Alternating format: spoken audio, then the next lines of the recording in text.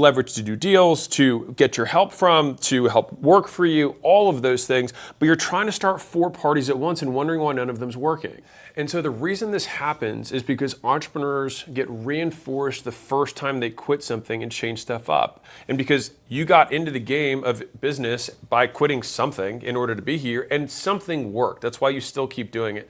But the problem is you got reinforced for starting 2 parties. Your first party was maybe your job. The second one was like, you know what, I'm going to stop this party and I'm going to start my own. And then all of a sudden you're like, man, that was awesome. I'm going to start more parties.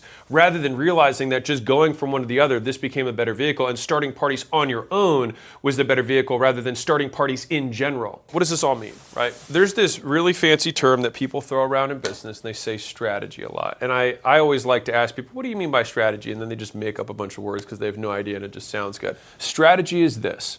It's the prioritization of limited resources against unlimited options. It's how you choose what you're going to do and what you're not going to do. That's what strategy is. And so right now, if I say, hey, what's your list of priorities? If you say, okay, number 1 is, I've got party 1, party 2, party 3, party 4, I can already tell you that you don't have priorities because you have more than one.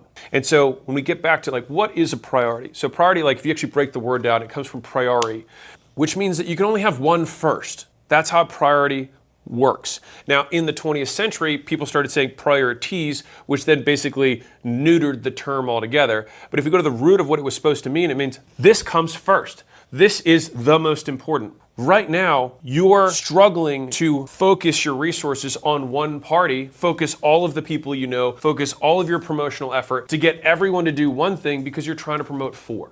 Because you're trying to have 4 parties, 4 priorities, and because of that, you have none that actually work. I'll tell you a fun example of this. So I had a